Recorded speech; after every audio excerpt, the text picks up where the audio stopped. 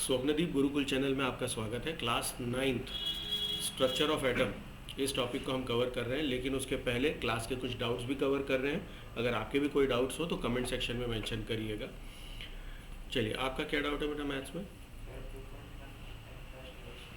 2.1 का first question, क्या question है, पढ़िए।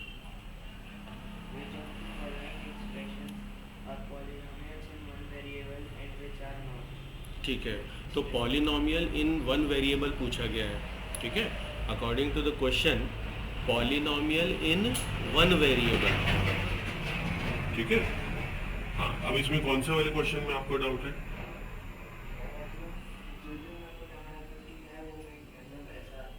मिसमैच हो रहा था, आपने जो डिसीजन लिया कि ये पॉलिनॉमियल है वो उसमें मना कर रहा था। कौन सा ऐसा है जिसमें आपको डाउट आया, पढ़ के बताइए। Y square plus root 2।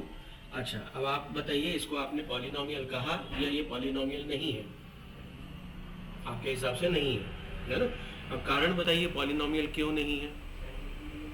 क्योंकि रूट 2 है। अच्छा, अब थोड़ा सा याद करिए, मैंने आपसे क्या कहा था? पॉलिनॉमियल को पहचानने के लिए जो वेरिएबल्स होते हैं उनकी पावर चेक की जाती है, that should be whole number. ठीक है, तो यहाँ पर हमें 2 के ऊपर रूट है, रूट का मतलब 1/2। आप शायद इसलिए कंफ्यूज हुए, पर क्या यहाँ वेरिएबल के ऊपर होल नंबर है? तो बिल्कुल है, y का स्क्वायर लिखा है, और रूट 2 के बाद y लिखा नहीं है, मतलब है, और वो कैसे छुपा है? y की पावर 0। तो क्या ये होल नंबर है? दोनों में है। तो अब बताइए, क्या ये पॉलिनॉमियल है या नहीं है? आई बात समझ में? ठीक है, ये क्वेश्चन या ये डाउट बहुत ही नॉर्मल सा है, इट्स ओके, है ना? हाँ, और बताएं कौन से में दिक्कत है आपको? So it is polynomial. 3√2 plus t root 2। Okay, इसमें क्या लगा आपको? ये भी पॉलिनॉमियल नहीं है आपको लगा? इसमें वेरिएबल कहाँ है? t है। अब आप मुझे खुद बताइए कि t के ऊपर क्या होल नंबर है? पावर है ना? t के ऊपर पावर 1 है, 1 इज होल नंबर। और दूसरे में आपको t दिखाई नहीं दे रही है, तो मैं लिख देता हूँ t की पावर 0। लो, क्योंकि t की पावर 0 1 होती है, तो दोनों में वेरिएबल है। Single variable, one variable, yes, दोनों की पावर होल नंबर है। तो अब बताइए पॉलिनॉमियल है कि नहीं है? आई बात समझ में? चलो, और बताओ कौन सा आपको लगा? हाँ कहें, अवश्य। वो पूछने की बात नहीं बेटा, कर लिया करो। फिर से बोलिए।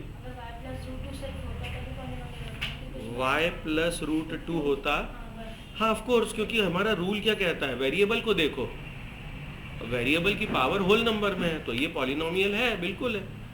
ठीक है, हाँ, और किस में आपको लगा? y plus 2/y। अब इसमें क्या आपको लगा? ये पॉलिनॉमियल है या नहीं है? क्या लगा? नहीं है, ऐसा लगा। क्यों लगा? 2/y को हम y की पावर -1 लिख सकते हैं, राइट? और पावर में -1 नहीं चलेगी, क्योंकि ये होल नंबर नहीं है। तो आप बिल्कुल सही हैं, यू आर राइट कि it is not a polynomial. तो सही तो है, आप कॉन्फिडेंस रखिए खुद पे। और बताएं, बस ये डाउट था कि और कोई डाउट है? ओके, क्लास 9th, और कोई डाउट? चलिए, तो फिर अब हम शुरू करते हैं, स्ट्रक्चर ऑफ एटम आगे बढ़ाते हैं। ठीक है, ओके, तो अब हम साइंस में स्ट्रक्चर ऑफ एटम को आगे बढ़ा रहे हैं, और आज का इम्पॉर्टेंट टॉपिक ये है to understand what are the drawbacks of Rutherford's model. अब ये ड्रॉबैक्स हमारे लिए इम्पॉर्टेंट क्यों हो जाते हैं? ड्रॉबैक्स इसलिए इम्पॉर्टेंट है क्योंकि जब तक हमें ड्रॉबैक्स नहीं मिलेंगे कोई नया डेवलपमेंट नहीं होगा, है ना? आप समझ रहे हैं बात को? अगर हमें अपने आप में कोई कमी महसूस होगी तो हम उसको सुधार पाएंगे। इफ़ वी डोंट रियलाइज़ कि हम में कोई कमी, हम जैसे हैं बड़े अच्छे हैं, तो हम लाइफ में कभी भी डेवलप नहीं कर पाएंगे। ऐसा ही साइंस में है। तो रदरफोर्ड का मॉडल बहुत अच्छा था, रदरफोर्ड का एक्सपेरिमेंट बहुत शानदार था, लेकिन उसके बावजूद वहाँ पर कुछ ड्रॉबैक्स थे। अब वो क्या ड्रॉबैक्स थे तो वो हमें सबसे पहले आज समझना है।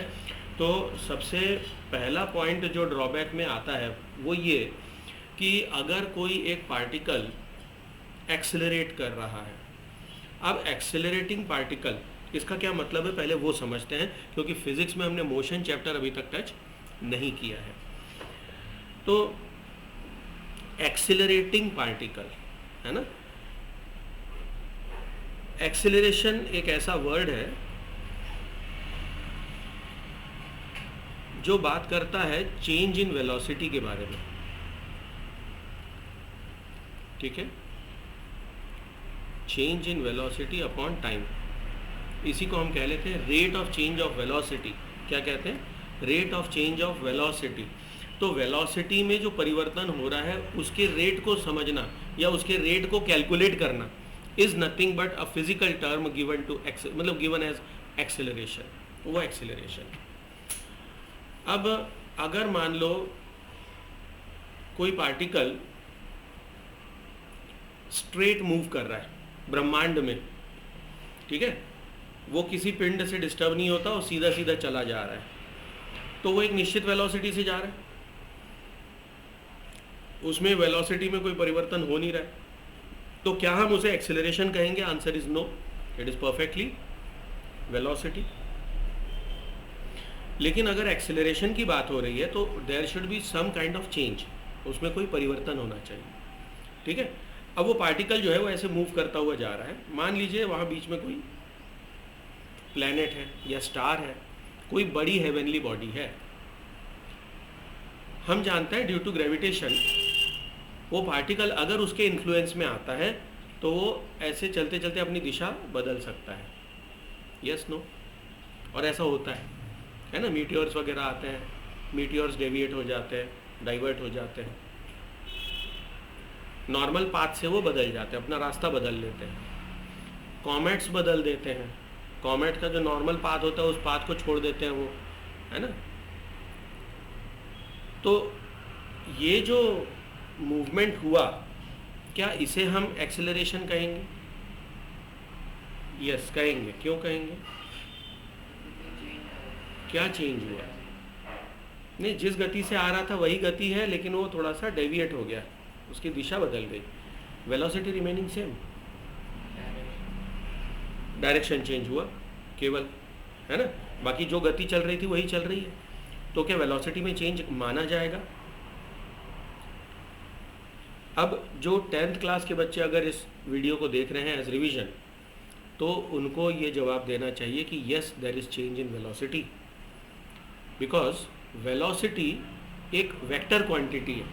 देखिए अब धीरे से हम लोग फिजिक्स में जा रहे हैं, velocity is a vector quantity, ठीक है। अब वेक्टर क्वांटिटी का क्या मतलब है वो भी समझ लें। दो प्रकार की क्वांटिटीज होती हैं फिजिकल क्वांटिटीज, एक होती है स्केलर और एक होती है वेक्टर क्वांटिटी। ये टॉपिक है मोशन चैप्टर का फिजिक्स, ठीक है। दो प्रकार की फिजिकल क्वांटिटीज होती हैं, वेक्टर एंड स्केलर। जो स्केलर वैल्यूज होती हैं या स्केलर फिजिकल क्वांटिटीज होती हैं, दे ओनली रिक्वायर मैग्नीट्यूड,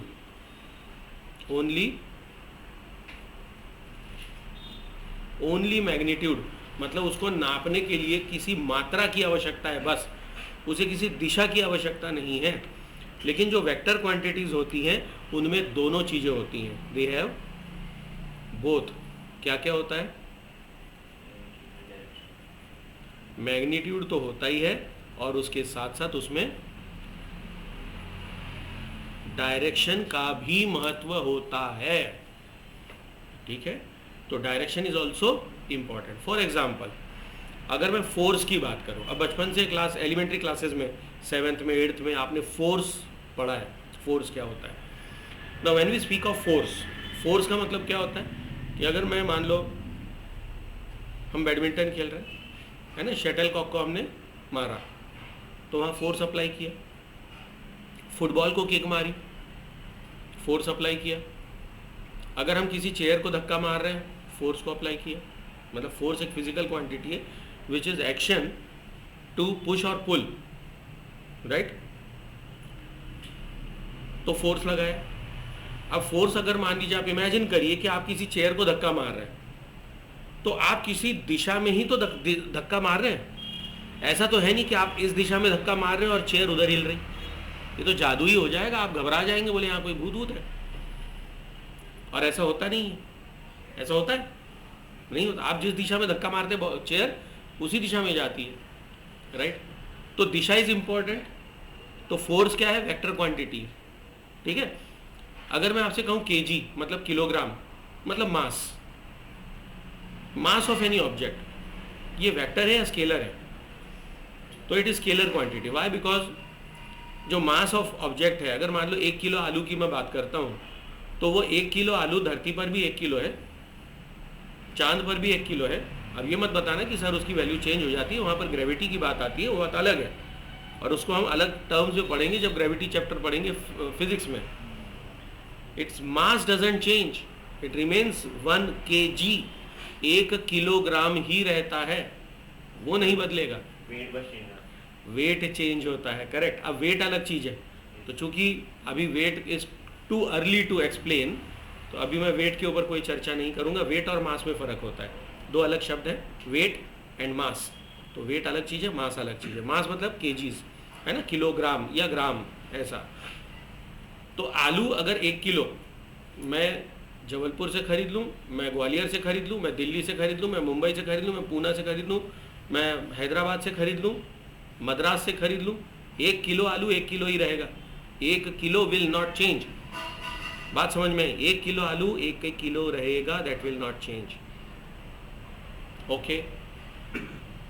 तो अच्छा, उसकी कोई दिशा भी नहीं है कि सर मैं पूर्व की दिशा में देख रहा था और मैंने तौला तो 1 किलो निकला, फिर मैंने जैसे ही मैंने पश्चिम की तरफ किया, ओ माय गॉड, वो 1.5 किलो हो गया। अरे ऐसा होता तो सारे दुकानदार पश्चिम दिशा में मुंह करके अपना सामान बेचते और खरीदने जाते तो पूर्व की दिशा से खरीदते, कितना मजा आता। नहीं, पर ऐसा नहीं होता। मतलब direction is not important. Now in this way,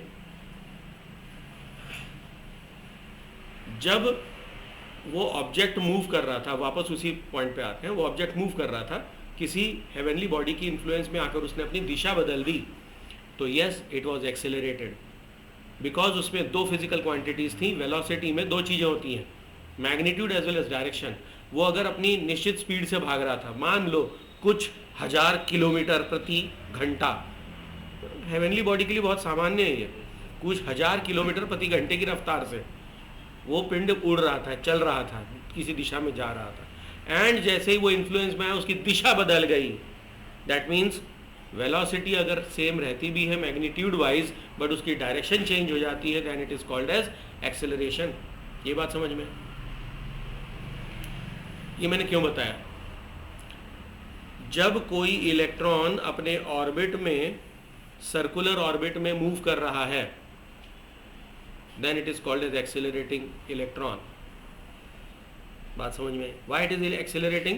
उसकी गति तो सेम है, वो एक ही गति से चल रहा है, गोल गोल गोल गोल गोल, जैसे धरती घूम रही है 365 दिन में एक चक्कर मार लेती है, बिल्कुल ठीक है। लेकिन क्या धरती की स्पीड हमें, velocity is constant? Answer is no, velocity is changing. How?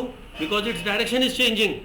कैसे चेंज हो रही है? अगर सीधी चली जाती तो हम तो सोलर सिस्टम को कब से पार कर चले जाते हैं, लेकिन सन की दिशा में बार बार टर्न होकर के वो सन की परिक्रमा कर रही है, it is getting revolved around the सूरज। बात समझ में? And this phenomenon is called as acceleration. तो इलेक्ट्रॉन इज गेटिंग एक्सेलरेटेड। अब एक पॉइंट यहां पर आता है, अगर आपसे सवाल पूछा जाए what is the drawback of Rutherford's model, तो उसमें आपको सबसे पहले यह बताना है the revolution of electron in a circular orbit is not expected to be stable. उसे हम स्टेबल नहीं मान सकते, क्यों? It is accelerating. Any particle in a circular orbit would undergo acceleration. ये वाक्य समझ में आया? तो जब नोट्स में हम लिखवाएंगे आपको, तो ये आपके दिमाग में फिट हो जाएगा, ठीक है। During acceleration charged particle would radiate energy. जब एक्सेलरेशन होता है तो चार्ज पार्टिकल एनर्जी को रेडिएट करता है, ठीक है। क्यों करता है? Because of energy loss. Accelerating है, तो एक्सेलरेशन का मतलब क्या है? There is some kind of change. जब चेंज हो रहा है इसका मतलब there is some kind of force, and when there is some kind of force that mean there is some kind of loss of energy, because without energy और without ऊर्जा we can not apply any kind of force. Force के लिए ऊर्जा चाहिए। पूरी बात समझ में आई? फिर से बोलूं, समझ में आ गई? इसका मतलब क्या हुआ कि एक्सेलरेटिंग बॉडी जो है वो क्या कर रही है? It will radiate energy, there will be loss of energy. तो एक्सेलरेटिंग इलेक्ट्रॉन एनर्जी को रेडिएट करेगा, एनर्जी को रेडिएट करेगा तो क्या होगा? धीरे धीरे उसकी ऊर्जा कम हो जाएगी। ऊर्जा कम होगी तो क्या होगा? वो जो गोल गोल घूम रहा था वो धीरे धीरे गोल गोल घूमने लगेगा, वो पास आ जाए, क्योंकि एनर्जी कम हो गई ना। जितने एनर्जी से वो दूर खड़ा था उतनी एनर्जी से अब उतनी दूर ना खड़े होकर धीरे धीरे कमजोर होकर वो पास आने लगेगा। फॉर एग्जाम्पल, जैसे टग ऑफ वॉर हो रही है, रस्सा खींच, मैं आपको अपनी तरफ खींचूं और धीरे धीरे मान लो मेरी एनर्जी, अब बुढ़ा आदमी हूं मैं, है ना, मेरी एनर्जी धीरे धीरे डिटोरिएट होने लग जाए तो क्या होगा? धीरे धीरे आप अपनी तरफ खींचना शुरू कर देंगे। बोले सर आ जाइए, आप हारने लगे, यस नो? तो बात समझ में आई? तो ऐसे ही क्या होगा, जो एक्सेलरेटिंग पार्टिकल है वो क्या होगा? धीरे धीरे उसका ऑर्बिट छोटा होता चला जाएगा और वो धीरे धीरे धीरे घूमते घूमते घूमते घूमते वो गिर जाएगा न्यूक्लियस पे। ठीक है? वो जो इलेक्ट्रॉन है वो अपनी एनर्जी रेडिएट करेगा, एनर्जी रेडिएट करने के कारण उसकी एनर्जी कम होगी, कम होते होते होते होते होते होते वो आएगा और न्यूक्लियस में मर्ज हो जाएगा। जब इलेक्ट्रॉन न्यूक्लियस में मर्ज होगा तो वो प्रोटॉन को न्यूट्रलाइज करेगा, न्यूट्रलाइज करेगा तो वहाँ पर प्रोटॉनों की संख्या अब कम होने लगेगी, क्योंकि वो तो न्यूट्रॉन में बदल गए। और अगर ऐसा हुआ तो जो एटॉमिक मास कहलाता है, जिसके ऊपर अभी सिर्फ चर्चाएं हुई हैं, हम लोगों ने प्रॉपरली नोट्स नहीं बनाए हैं और न इसको समझा है, लेकिन इतना समझ लिया है कि atomic number is nothing but number of proton in any given element, and that is its Aadhaar card number, its unique ID given to that element। किसी भी एलिमेंट में प्रोटॉनों की संख्या बताता है कि वो एलिमेंट कौन सा है। हाइड्रोजन है, हीलियम है, लिथियम है, कौन सा है, सोडियम है, पोटेशियम है, रुबिडियम है, कौन सा एलिमेंट है। बात समझ में? तो अगर उसके प्रोटॉनों की संख्या चेंज होने लग जाए तो उसका अस्तित्व बदल जाएगा। पता लगा आज आप संदीप सर को देख रहे हैं, कल यहाँ पर अमिताभ बच्चन होंगे, परसों यहाँ पर मोदी जी आ जाए, चेंज हो रहा है। प्रोटॉन्स आर चेंजिंग, मतलब है ना, प्रोटॉनों की संख्या अलग, तो आधार कार्ड बदल गया। आज आधार कार्ड दूसरा है, कल दूसरा आधार कार्ड, परसों और नया आधार कार्ड। अरे बाप रे, तो भयानक है। क्या ऐसा होता है घर में सोना रखा है और रखे रखे वो चांदी बन जाए? या चलो अच्छा लगेगा अगर मैं कहूँ चांदी रखी है घर में और कुछ समय बाद वो सोने में परिवर्तित होने लग जाए, आनंद है। पर क्या ऐसा होता है? ऐसा नहीं होता। ऐसा, हाँ डाउट है, बोलिए।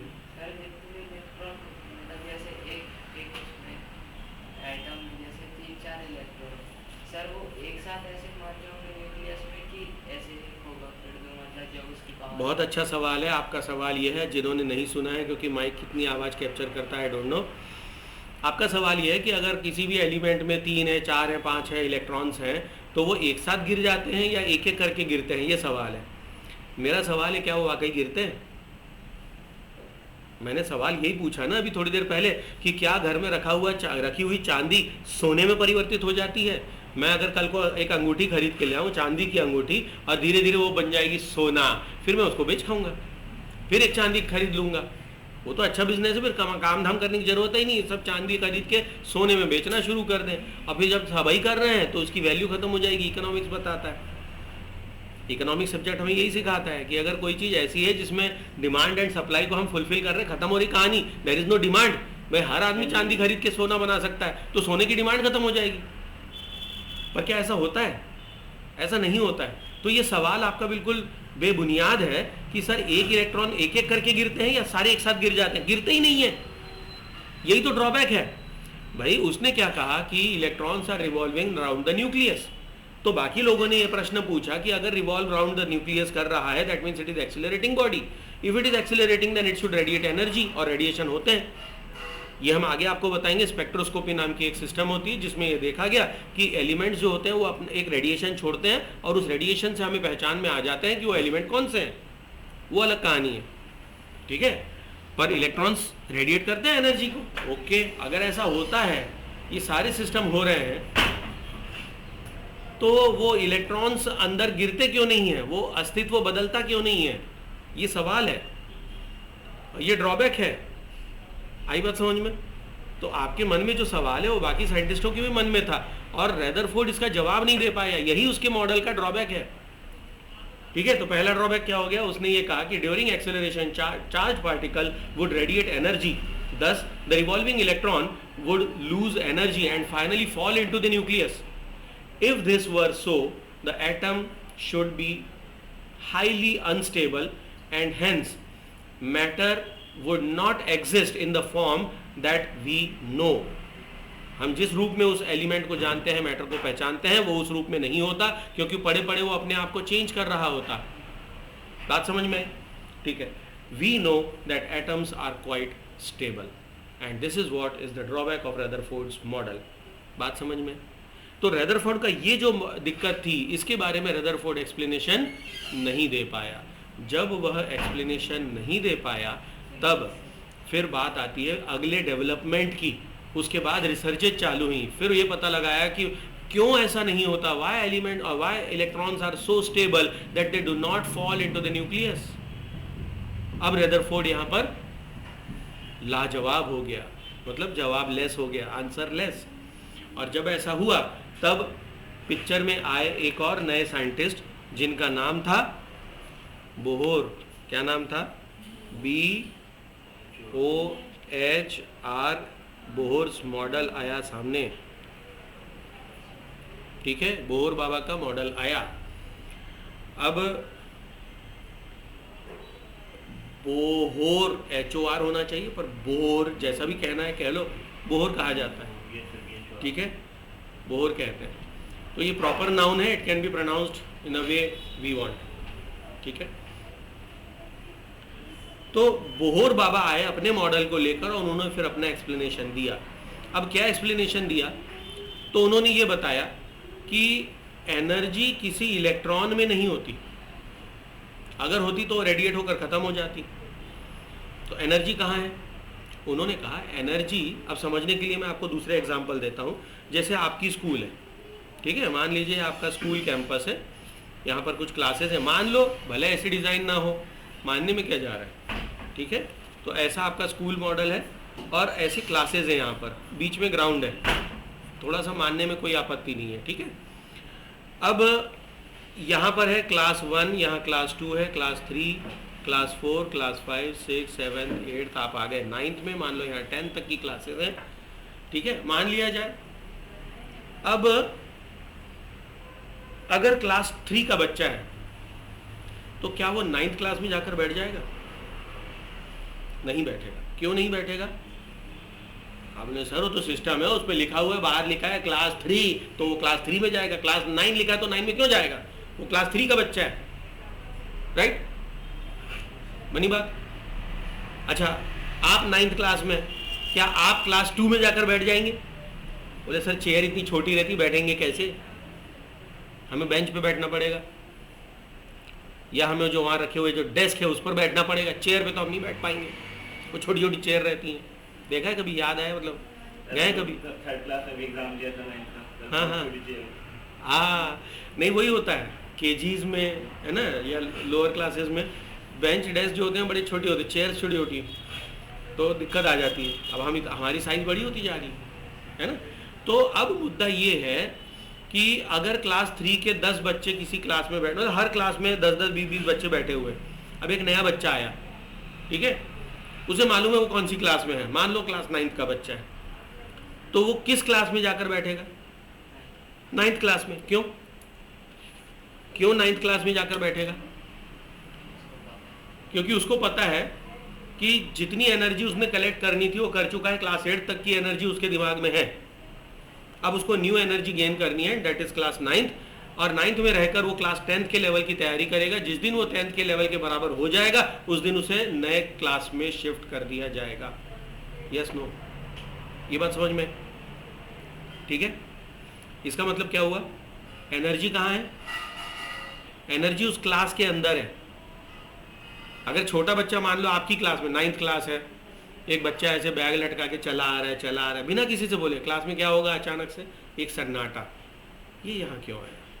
और फिर धीरे से आप लोग हंसोगे भी, और अगर मान लो बच्चा आकर मैडम से कहता है good morning madam, where should I sit, उसके बाद तो पक्का हंसी ठहाके होने क्लास में, होगा नहीं होगा? आपको ये लगेगा आश्चर्य कि अरे ये बच्चा हमारे साथ बैठेगा। बताओ, हमारी एनर्जी क्या, उसकी एनर्जी क्या? 9th क्लास के लेवल का है क्या वो? छोटा सा बच्चा नहीं है। तो वहाँ सबसे पहला काम क्या होगा? हंसेंगे, है ना? अच्छा, दूसरा हो सकता है क्या आप खुद खड़े होकर जाएं, टीचर से बोले ma'am may I please go to class 12, class में भी 12th है, चलो अच्छा लग रहा है ना, sounds better, may I go to class 12th। क्यों? मैं वहाँ बैठ के पढ़ूंगा। पागल हो के बोले, 9th तो पास हो लो, हैं 8वीं पास होके अब भी 4 दिन हुए हैं, 12th में जाके बैठना है। तो जब तक हम 9th की एनर्जी इकट्ठा नहीं कर लेते हम 10th में नहीं जा सकते। हम 10th की एनर्जी पूरी तरह से इकट्ठा नहीं कर लेते तब तक 11th में नहीं जा सकते, राइट? और एनर्जी कहाँ पर है? अब आपके स्कूल के कैंपस में एनर्जी कहाँ है? उस क्लासरूम के अंदर। इसी को हमारे शास्त्रों में, वास्तु शास्त्र में वास्तु एनर्जी कहते हैं, वास्तु, है ना? इसीलिए आप देखिए, आपसे क्यों कहा जाता है कि डाइनिंग टेबल पर बैठ के पढ़ाई ना करें, बिस्तर पे लेट कर पढ़ाई ना करें? क्यों कहा जाता है? वहाँ की एनर्जी अलग है, डाइनिंग टेबल की एनर्जी और ऊर्जा अलग है। आप बेडरूम जाएंगे, बेडरूम की एनर्जी अलग है, वहाँ आपको नींद आएगी, आप सुस्ताएंगे, धीरे से पसर जाएंगे, कब सो जाएंगे? किताब के ऊपर आप लेट जाएंगे, पता लगा आपके सिर के बाल के तेल और ऊपर से इधर से निकलने वाला बढ़िया एक, है ना, पूरी किताब को खराब कर देगा। कभी कभी हो जाता है ऐसा, ऐसा नहीं, मतलब ऐसा होते रहती है चीज़ें ये सब। तो क्या बिस्तर पे बैठ के पढ़ना चाहिए?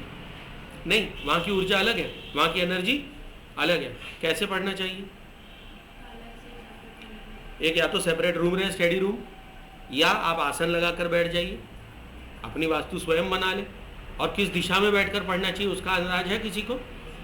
पूर्व पश्चिम दिशा।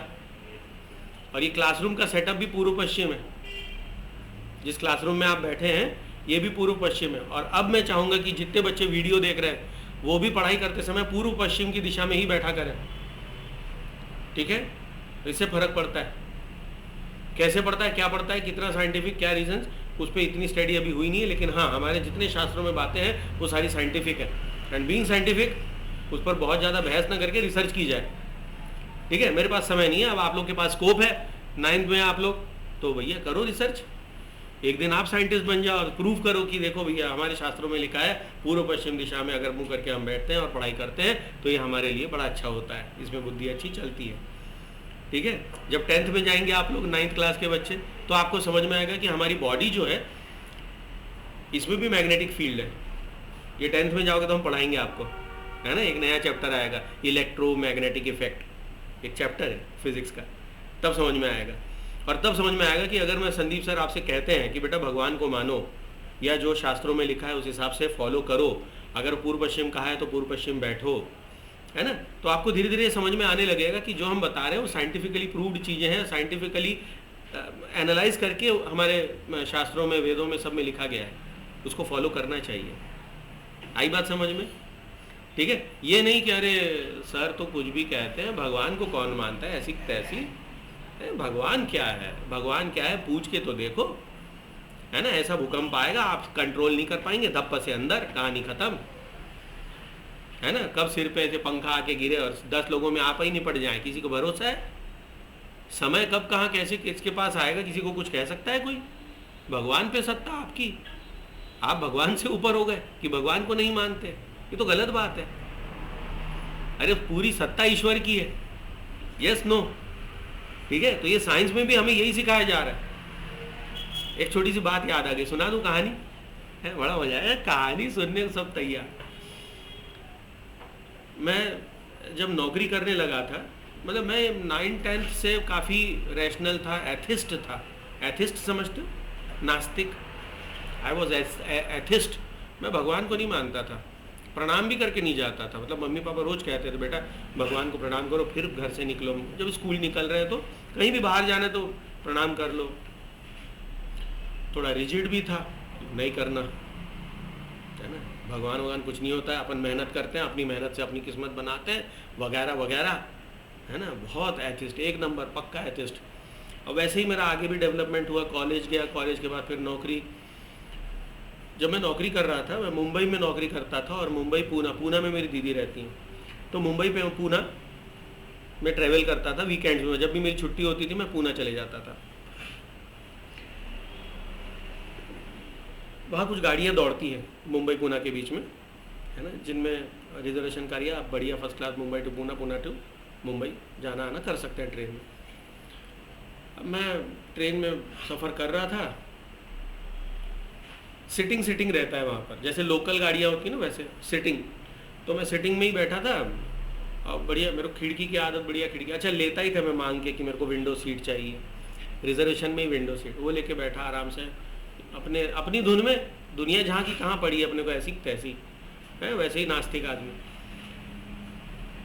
सामने एक बुजुर्ग व्यक्ति बैठे थे, चेहरा काफ़ी चमकदार था, बहुत मतलब जैसे पढ़े लिखे लोग होते हैं ना, इंटेलिजेंट टाइप का, तो दिखते हैं कि यार चेहरे में क्या लग रहा है, चमक थी। वो अपने ध्यान में मग्न थे, पता नहीं क्या, आंखें बंद ध्यान, मुझे लगा सो रहे, और वो कुछ ध्यान में थे क्योंकि टिक के नहीं बैठे थे, ऐसे रेस्ट पे नहीं थे, ऐसे सीधे बैठे थे, ट्रेन में सीधे बैठे थे, आप समझ सकते हैं। अब धीरे धीरे मतलब मुझे लगा काफ़ी लेट, बाद में मुझे लगा कि यार शुरू से बातें करनी चाहिए थी, पर लगभग पूना पास आ ही रहा था और हमारी एक आधा घंटा बचा होगा, और फिर हमारी चर्चा चालू हुई सबके बीच में, जिसमें मैंने एकदम ठाम कहा कि भैया, ठाम मतलब विथ फुल कॉन्फिडेंस मैंने वहाँ पर कहा कि अरे भगवान भगवान कुछ नहीं होता है, सब फालतू बात है, कुछ नहीं होता, अपन अपनी मेहनत करते हैं वगैरह वगैरह, जो मैंने इतने साल से अपने अंदर जो इकट्ठा करके रखा था वही सब बोल रहा था। सारी चर्चाएं हुई, आधे घंटा बाकी था पूना पहुंचने में, आखिरी के 5 मिनट उस व्यक्ति ने कुछ बोलना शुरू किया, बोले मैं काफ़ी देर से आप लोगों की बातें सुन रहा हूँ, तो एक छोटी सी बात कहता हूँ, बोले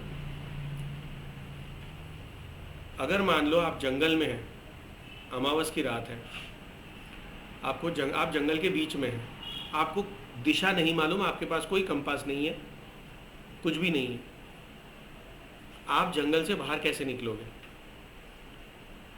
मैंने कहा कुछ तो होगा हमारे पास, ऐसे थोड़े हम जंगल में बीचों बीच पहुंच गए, कुछ तो होगा ही। बोले ठीक है, आपके पास हम आपको कुछ दे देते हैं। बोले आप टॉर्च ले लो। बोले हाँ, तो हो गया ना काम खत्म, अब टॉर्च से हम पहुंच जाएंगे। तो बोले टॉर्च किसकी देन है? बोले साइंस की देन है टॉर्च। बोले बिल्कुल ठीक। टॉर्च से आप कहाँ तक देख सकते हैं? मैंने कहा जहाँ तक उजाला जाएगा वहाँ तक देख सकते हैं। बोले तो क्या जंगल उतना ही है? सवाल ध्यान से सुनिएगा। उन्होंने मुझसे पूछा तो क्या जंगल उतना ही है जितना आप देख पा रहे हैं? मैंने कहा नहीं, जंगल तो उससे बड़ा हो सकता है। ऐसा थोड़ी मैं लाइट गई और जहाँ तक दिख रहा है वही जंगल खत्म, लो तब तो मैं दौड़ के पार कर जाता, है ना? पर ऐसा नहीं है। मैंने कहा नहीं, जंगल तो उसके बियॉन्ड भी हो सकता है। तो बोले ये जो लाइट है ना, ये विज्ञान है, ये आपको प्रकाशित करता है, ये आपको दिशा देता है, ये आपको टकराने से बचाता है। लेकिन धर्म, ईश्वर की सत्ता उससे भी आगे है, जहाँ तक साइंस भी नहीं देख पा रहा। साइंस जितना देख पाता है, जितना डेवलपमेंट होता है ना, बस उतना ही साइंस जानता है। लेकिन उसके बियॉन्ड ईश्वर की सत्ता है और ईश्वर जानता है। बिल्कुल वैसे ही ईश्वर की सत्ता है और आपको उसको मानना पड़ेगा। और ये भी मानना पड़ेगा कि साइंस के अपने लिमिटेशंस हैं। उसके बाद जो मैं सन्नाटे में गया, आखिरी के 5 मिनट, उसके बाद मैं सिर्फ सोचता रहा। फिर मैं दीदी के घर पहुंच गया। फिर एक पूना में अच्छा एक जगह है, एक मंदिर है। मैं वहाँ उस मंदिर में रोज़, मतलब जब भी मुझे मूड समय लगता, मुझे मिलता था और मुझे लगता था कि थोड़ा सा अपन अकेले में शांति में बैठे, तो मैं उस मंदिर में जाके बैठ जाता था। विट्ठल मंदिर एक है, विट्ठल भगवान एक है, विष्णु के अवतार है अगर पता हो तो। वहाँ पूना में विट्ठल मंदिर है, वहाँ जाके मैं चुपचाप से बैठ जाता था। बैठा रहा, सोचता रहा। एंड आई रियलाइज कि ये बहुत आवश्यक है जानना और समझना कि ईश्वर की सत्ता तो है। मतलब मेरा विज्ञान उस दिन ख़त्म हो गया, है ना। विज्ञान की जो लिमिट्स थे वो समझ में आ गया कि विज्ञान की ये लिमिट्स है, उसके आगे तो ईश्वर की सत्ता है। और वाकई उसके बाद से मेरे जितने भी लाइफ में एक्सपीरियंस रहे, उन सब में मैंने यही सीखा कि ईश्वर की सत्ता है। अभी आप देखिए, जब तक डाल्टन बाबा ने नहीं बताया था कि एटम नाम की कोई चीज़ होती है, तब तक एटम था ही नहीं। फिर एटम की डिस्कवरी हुई, 70-80 साल तक किसी को पता ही नहीं कि एटम कैसा होता है, एटम इज़ इनडिविजिबल। उसके बाद फिर जे थॉमसन आए, उन्होंने बताया कि भैया जे और जे होता है ना। फिर रदरफोर्ड आया, बोले नहीं नहीं नहीं नहीं ऐसा नहीं, ऐसा होता है। अच्छा, जब तक कोई रिसर्च नहीं हो रही या जब तक कोई पब्लिकेशंस नहीं आ रहे, तब तक तो हम यही मान रहे हैं ना जो बताया जा रहा है वो सही है। तो आज अगर हम धरती पर बैठे हैं और हमें बताया जा रहा है कि भैया धरती जो है सोलर सिस्टम में 9 प्लेनेट है, क्या 10वां नहीं हो सकता? हो सकता है, हमें जानकारी नहीं है, हो सकता है। अब मैं नासा और इसरो को चैलेंज नहीं दे रहा, ठीक है, मैं तो सिर्फ ये कह रहा हूं कि हो सकता है, राइट, हो भी सकता है, पर हमें जानकारी नहीं है। कई कॉमेट्स आते हैं, पता नहीं कहां कहां से घूम घाम के आते हैं और सूर्य की परिक्रमा करके निकल जाते हैं, इलिप्टिकल पाथ में घूमते हैं कॉमेट्स, जिनको धूमकेतु कहते हैं, टेल स्टार, बहुत सारे। तो अगर वो सूर्य की ही परिक्रमा करके भागने वाले हैं और पता नहीं कहां कहां से चले जाते हैं और फिर वो सोलर सिस्टम को भी पार करके जाते हैं और पता नहीं कहां से फिर वापस आ जाते हैं, तो are they not part of solar system? They must be. और जहां जाकर आ रहे हैं, पता नहीं यहाँ का संदेश कहाँ दे के आ रहे हैं। नहीं ऐसे इधर से खबर लेके जा रहे हैं, उधर हाँ अरे सूरज भैया ने बताया सब ठीक है, आप लोग बताओ कैसे हो, फिर इधर आए सूरज भैया, अरे चाचा जी नमस्ते, वहां से घूम के आ गया। भाई क्या कर रहे हैं अपने को नहीं मालूम ना। Why are this comet revolving around the sun? Sun के इर्द गिर्द क्यों घूम रहे कॉमेट और कहाँ जाते हैं? Are they part of solar system? If they are then they should move like planet. ऐसा क्यों नहीं घूम रहे? कहाँ जाते हैं, क्या करते हैं, कितने बड़े? कुछ नहीं मालूम। अब आप सोचो, मानना पड़ेगा कहीं ना कहीं ईश्वर की सत्ता है।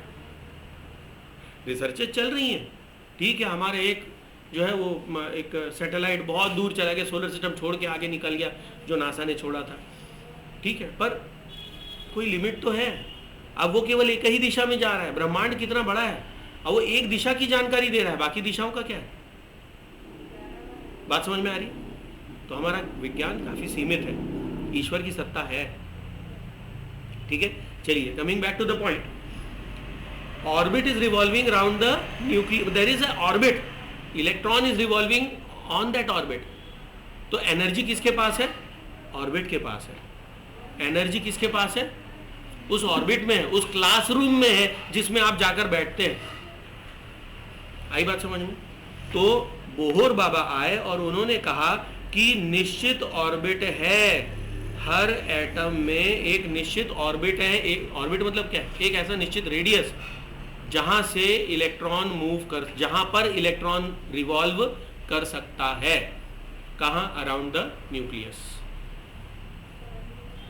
क्या उस ऑर्बिट को छोड़ के आगे पीछे भग सकता है? नहीं जा सकता। वो एक रेलवे ट्रैक है जिसको छोड़कर वो जा ही नहीं सकता, वो रिवॉल्व करता रहे। क्यों? एनर्जी जो है वो ऑर्बिट की है, न कि उस इलेक्ट्रॉन की। और अगर हमने उस इलेक्ट्रॉन को एनर्जी दे दी, जैसे क्लास 9th में मैंने आपको पढ़ा दिया, तो अगले साल क्या होगा? आप एनर्जी लेकर के अगले ऑर्बिट में कूद जाएंगे, बोले क्लास 10th ऑर्बिट, ये हमारी 10वीं ऑर्बिट है। बात समझ में? तो एनर्जी मिलने के बाद इलेक्ट्रॉन मूव कर सकता है कि उतनी एनर्जी मिल गई तो अब मैं उस एनर्जी के बराबर हो गया हूं, तो उन्होंने नाम दे दिया एनर्जी लेवल। ऑर्बिट्स को क्या नाम दिया? Energy level. ये बात समझ में आई? So we have energy levels now, orbits. और क्या बताया उन्होंने? बोहर बाबा ने बताया कि ऑर्बिट्स जो है वो कितने इलेक्ट्रॉन्स को ऑक्यूपाई कर सकती हैं, वो भी उन्होंने बताया। और उन्होंने फॉर्मूला दिया 2n², where n is orbit number, orbit number. और ऑर्बिट नंबर से हमें पता लग जाएगा उसमें इलेक्ट्रॉन्स कितने हैं। मतलब this is nothing but number of electrons in any orbit. कितने नंबर ऑफ इलेक्ट्रॉन हैं, ठीक है। तो अगर मैं आपसे कहूं कि फर्स्ट ऑर्बिट में कितने इलेक्ट्रॉन होंगे, तो n इज इक्वल टू क्या आ जाएगा? 1, and answer is 2 electrons. So in first orbit we will have only 2 electrons. Second orbit में n इज इक्वल टू 2, 2 2 ज़ा 4, 4 2 ज़ा 8। दूसरे ऑर्बिट में 8 इलेक्ट्रॉन्स आते हैं। थर्ड ऑर्बिट में कितने आएंगे? 3 3 ज़ा 9, 9 2 ज़ा 18, ठीक है। तो 18 हो गए। फोर्थ ऑर्बिट में 2 इंटू 4 का स्क्वायर, 4 4 जा 16, 16 2 जा 32, इतने इलेक्ट्रॉन्स, ठीक है। और इसी तरह से ये बढ़ता चला जाएगा। So how many electrons are possible? 2n square, 2n square electrons are possible. बात समझ में, ठीक है। तो जैसे जैसे ऑर्बिट बड़ी होती चली जाएगी, जैसे जैसे एलिमेंट बड़ा होगा उसमें नंबर ऑफ प्रोटॉन्स बढ़ेंगे, नंबर ऑफ प्रोटॉन से उसमें पॉसिबल इलेक्ट्रॉनों की संख्या बढ़ेगी। उन इलेक्ट्रॉनों को रखने के लिए ऑर्बिट भी नए नए बनते जाएंगे। कैसे बनेंगे? एक निश्चित रेडियस बनेगा, और वो रेडियस किस पर निर्भर करेगा? 2n square.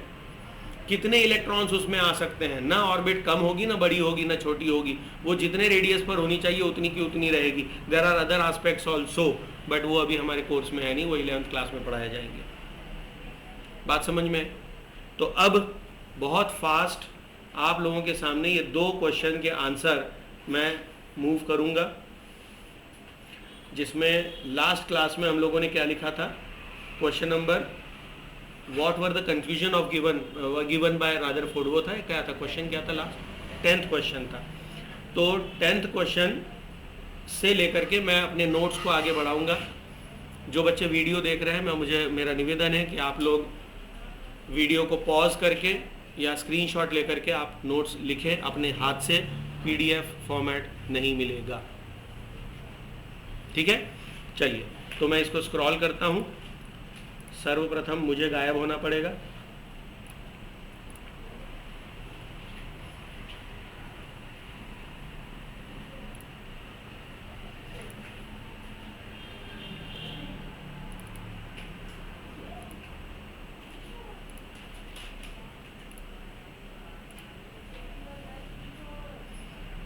ओके, तो ये क्वेश्चन नंबर 10, क्वेश्चन नंबर 11 आप जहां तक लिख चुके हैं बहुत अच्छी बात है, उसे पॉज करके लिखिए। मैं धीरे धीरे स्क्रॉल करूंगा।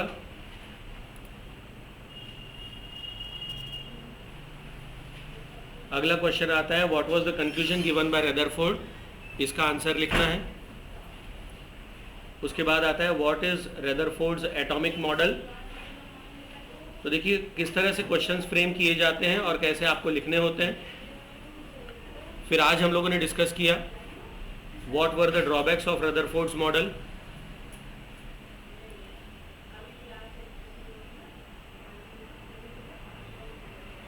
ये ड्रॉबैक्स आगे बढ़े हैं।